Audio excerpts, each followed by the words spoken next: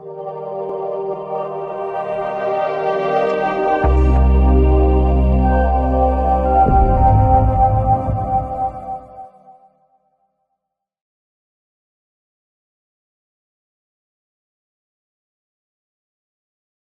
you, Nigel. Thank you. I want to say thank you also to my colleagues, Professor Mankutan and Muligeta. They made my job here a lot easier, since I want to approach this problem of the need for Pan-African intellectuals and scholarship from the perspective of the challenges facing Africans in the continent and also in the diaspora. So the first thing to point out is that the slavery-based modern colonial project in its brutal anti-African basis was also an intellectual and scientific project, right? The colonial geographies and the demographics predicated on the disintegration of the African continent and the dispersion of the African families throughout the world was a result, yes, of the looting, the proxy wars, human trafficking, but they were also a consequence of stripping Africans of their value and knowledge systems, languages and names, spiritual cultural practices, and education infrastructure, right? And it's important to start with that picture, right? As Kwame Nkrumah once asserted, the stage opens, and I quote him, the stage opens with the appearance of missionaries and anthropologists, traders, concessionaires, and administrators.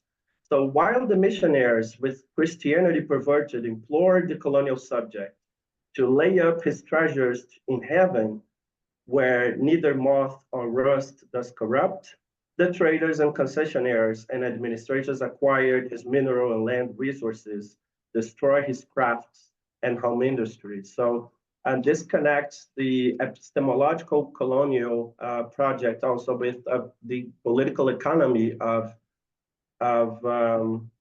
colonialism, right? So it's important to lay this the problem in this way also for us to understand the epistemological basis of the project, right? Because at the epistemological level, what was at stake was also the impossibility of Africans asking the questions and also answering them, the questions related to who we are, where we are, when are we, and what is it that we know, right? How do we construct valid knowledge statements about the world, right? So this European cartography defined Africa's geography, but also Africa's political identity, right? And through these various economic, cultural, and political projects. Needless to say that many university philosophers, those authorized to answer these very questions I mentioned earlier, as guardians of Western science, not only offered legitimacy to the military commercial raids into the African continent, but also laid the foundation for a philosophy of history, according to which Africans were absolutely no subjects of history, right? Which is to say, in a Garvian lexicon, that Africans were not masters of their own destinies, nor could they be architects of their own fates, right? So these laid the basis for a sort of politics of perennial tutelage for Africans, no matter where in the world they are. So this also raises the question of infrastructure, right? This scenario leaves us with a serious problem of infrastructures in that we have to ask ourselves the questions of what type of education do Africans need? On which philosophical and ideological basis? What ideology can put us back in the position of masters of our own destinies and architects of our own fate, and pave the way for the gathering of our African families scattered across the global colonial, across this global colonial anti-African geography. So this is a problem that a lot of our leaders, meaning Nkrumah, Azikiwe, Agri, Cabral, Biko, even Ngugi, dealt with, right? They devoted a lot of time, even when it came to deciding on where to pursue their academic careers, right? This is a question that if you read the first pages of Conscientism by Nkrumah, he dedicates a lot of lines to explaining why going to the USA, why deciding to pursue his studies in the USA, why not in England or in France, and what kind of politics of knowledge he was trying to position himself against and respond, right? And that also brings us back to the question of history that Professor Mankutan was mentioning, right? White supremacy sits on the continuous falsification of history, right? And that's why so many of our Pan-African leaders placed particular emphasis on history as a means for us to create, reinvent a scholarship and also a political, cultural, and pedagogical program um, that would allow us to dig into history and to re-narrate our histories, right? So, and in this sense, history and languages are also connected, right?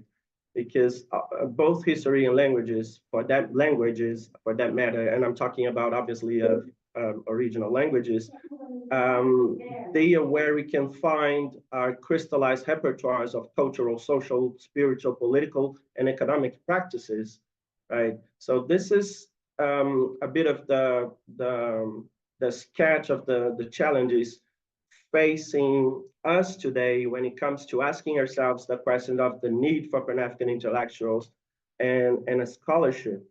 Back to the question of language, Fanon used to say that to speak a language is to bear the burden of a civilization, right? So by saying that, he was also calling attention to the fact that languages are a gateway to our cultural personality, right? Together with history, they are where, once again, we find crystallized a repertoire of cultural, economic, political, and also pedagogical practices of our own. Um, so at this point, we can say that we need intellectuals committed to such political cultural program, right? And on the top of that, we need institutions that would allow to train these intellectuals, right? Back again to the question of academic training and scholarly training. Um, Nkrumah also mentioned that, and many of our leaders mentioned that also the revolutionary ideologies that they offer from the colonial library, just to use the metaphor advanced by Ngugi, they also stem from this anti-African philosophical grounds, right? To go back to conscientism once again, Nkrumah places particular emphasis on Hegel as one of the key figures who put forth the notion that Africans, they were no subjects of history, right? They were, and by doing that, he faced the possibility of Africans of being political agents, social agents, and also historical subjects, right? So, and a lot of those revolutionary ideologies, they come from that, basis, right? Hegelianism for that matter. But there are many others. I mean, you go to Kant and you have, the same sort of racist construct at play, right? So this this question of intellectuals and the need for Pan-African intellectuals is also a question of subjectivity, right? We need the means, institutionally speaking, but also we need these people who will pave the way for novel models of subjectivity for our African people, obviously in the horizon of Pan-African unity. So throughout the Pan-African politics and history, we found a lot of those propositions, and I'll mention just a few of them: African Renaissance, is one such project, right? Is one such ideological, cultural, political project, and also pedagogical project. African personality, a term which was steered to Kwame Nkrumah, African genius, right? Black consciousness, especially as put forth by Steve Biko, is also one such ideological, epistemological, spiritual, why not, a political program.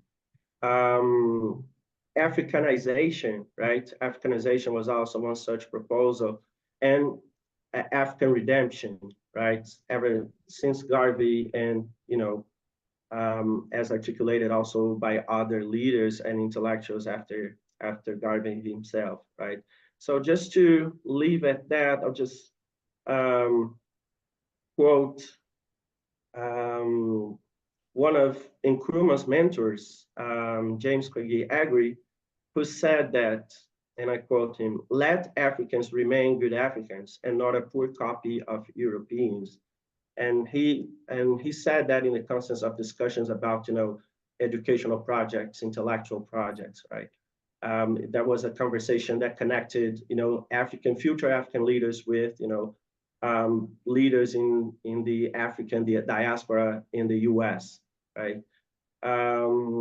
Also, Kwame Nkrumah, once again, is the one who said, "Practice without thought is blind, and thought without practice is empty," right? So, and just to, I'm going to finish with Azikiwe, who said that the usefulness of any concept, idea, or theory lies in its implication for the practical solutions for the problem of